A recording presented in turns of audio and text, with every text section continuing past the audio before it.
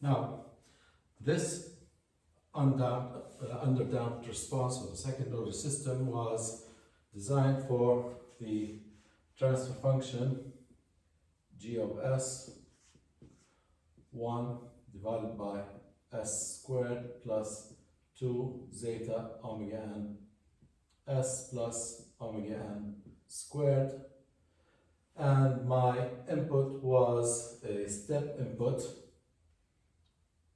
R of t was omega n squared u of t, which meant that R of s is omega n squared divided by s. And that's why the final value was 1. Now, what if the amplitude or the magnitude of the input, the step function, was not omega n squared? Then in this case, what would be the final value here? To determine that, we have a theory that's called the final value theorem, which basically says if I want to find XSS, and XSS is the steady, refers to steady state, which is steady state value is the final value. That is basically, for this response to reach the final value, you need to wait for time infinity. So you cannot go to time infinity, so we'll take the limit when t approaches infinity of x of t.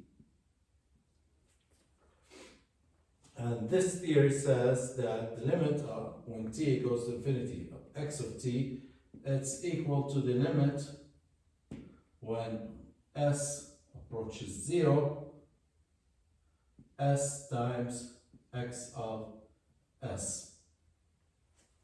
That's a theorem here. Now, so when we have a step input,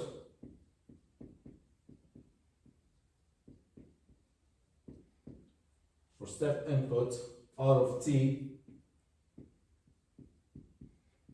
some a, some magnitude times u of t,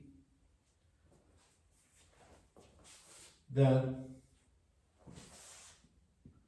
R of s is a divided by s. Now, g of s is basically the output x of s divided by R of s, which makes x of s equals g of s times R of s, which is a divided by s g of s. Now, this is x of s, so let me plug this here, and that makes x steady state equals limit when s approaches 0, s times a divided by s g of s, and again get rid of the s here, so it's the limit when s approaches 0, a g of s, and substitute 0 in here, that makes it a times g of 0. And that would be my final value. That would be the XSS here. Now that means every property we derived earlier.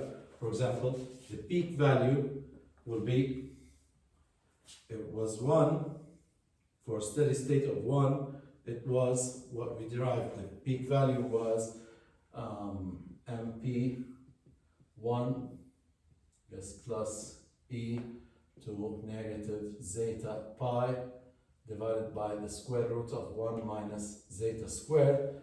That was for a final value of 1. So if the final value now is something else, then MP is x steady state times 1 plus e to negative zeta pi divided by 1 minus zeta square, and that would be the new peak value, because the steady state now is not 1, it's XSS.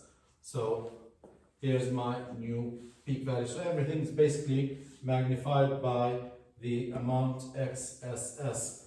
The overshoot also becomes x steady state times e to negative zeta pi divided by the square root of 1 minus zeta squared. The percentage overshoot remains the same, the exponential part times 100%. The peak time does not change. So the only thing that the amplitudes or the value of the response at different points is just magnified by the steady state value. Instead of 1, it becomes XSS. And that's when the input is, in general, any step input. So what if the input was not a step function? I don't have to worry about that, because if the input is not a step function, then the final value will not be a constant, and then they will not have a steady state, and there will be no final value. You will have a final value only in the case where your input is a step input. So I don't have to worry about other types of input, because they will not lead to a steady, constant final value. So that's why I'm just discussing the step input when I refer to the final value problem.